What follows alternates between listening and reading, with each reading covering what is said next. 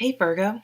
Okay, so with these swords cards here, it's interesting. You have this top row right here. It's the Knight of Wands, then the Three of Swords. So this is what I call my honeymoon period card, where you just can't get enough of each other or something. Then this Three of Swords, where sort of reality set in and you realize you weren't really compatible. And then Two of Cups, and then Nine of Swords, and then Page of Cups. So what I'm seeing is this, like I think for some of you out there, you have to just stop. You have to end it with someone. I feel like there's like this strong physical attraction, or you guys are sort of addicted to the drama, to the makeup, to the fight, and then the making up and that drama cycle, because I just see it sort of coming around, and it's like stressing you out. It's not healthy. So for those of you who are in something like that, this is just sort of trying to say, because there is down here at the bottom, there is the Seven of Swords. So there is someone, well, someone's going to get theirs. This is the after tarot. He's about to step in it, in a trap. But someone, if they keep coming back and saying, "Oh, I've changed," or "I'll do better," it's just words. It's not true. It's just telling you what you want to hear to keep that cycle. And it can't, for some of you, it can't even be a cycle of abuse going. So watch people's actions, not their words. Okay, I want to move on from that. So at the bottom is the King of Pentacles. So he's a very interesting king. He's very, some can see him as dull and sort of boring. He's very careful with his money. He may not want to do things because he's saving his money, but he's not dynamic like a King of Wands, like this Knight of Wands, which you probably, this person is very dynamic and exciting and talkative and likes to go out and do things, and which can be really fun, but it can get exhausting potentially. Although Aries would be more drawn to that. So this king's going to be more like Netflix and chill, and things like that, just staying more grounded, more closer to home. But it's sort of like wrapping your head around this passionate honeymoon period, can't keep your hands off each other, that getting that confused with like true love versus this person where you slowly take your time to get to know them and develop this really deep bond. And no, it may not have the fireworks, but it's like one of those things where all of a sudden 6 months later you'll really feel like you actually know this person, and it's like a deeper, more profound bond that isn't so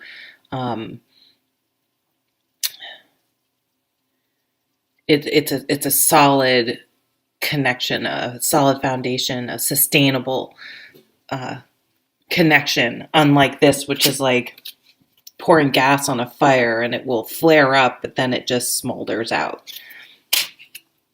So I guess what I'm getting is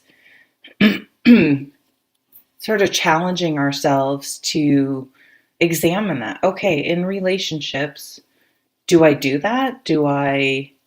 Am I confusing that passion or the drama, those cycles, with true love, and am I a little bit addicted to um, that feeling of loss and then getting them back? It can be a little bit of a high, right? Or is it time to maybe think about dating people or getting to know people that are not my typical type, and being open to a different kind of relationship. Then you have, I mean, at the bottom here, you have this Empress. I mean, she and this King really do click because she's Mother Earth. She's grounded, down to earth. She encourages, she nurtures, she allows things to organically happen. She doesn't have to force them. And she's very abundant and fruitful and pregnant with life. This is birthing something new. So, a new way of approaching things, perhaps, as we've been talking about. But we also have the Queen of Pentacles. So, you guys definitely may meet an earth sign or someone who's very grounded and down to earth, the way I was describing this King before. And someone also who is emotionally mature, is not on that drama train, on that hamster wheel of drama where it's highs and lows and highs and lows and jealousy and just ruled by their emotions. This King feels all of his emotions. She or he, don't get hung up on the genders. Excuse me. But he's like, okay, that sort of pissed me off, but I'm not going to react. I'm not going to, sorry. I'm going to sit with these emotions. I'm not going to drink them away. I'm not going to cover them up or bury them. I'm going to acknowledge them, feel them. And then when I'm in a place to deal with it in like a mature manner and not, and able to communicate them and stuff, then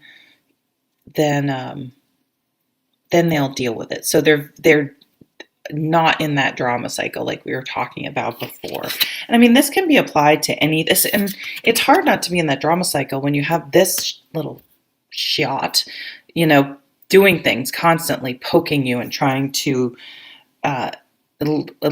entice this, your anger or to get you, for you to bite, to get you all worked up about things. So it will take some mastery, but I feel like that's where you guys are going. You're like, why am I on this crazy train? Like, I don't want to be up worrying about things. And again, this could be a coworker. I mean, I've had, all it takes is just that one person who just seems to, on some level, know that they get you and have some weird like fascination with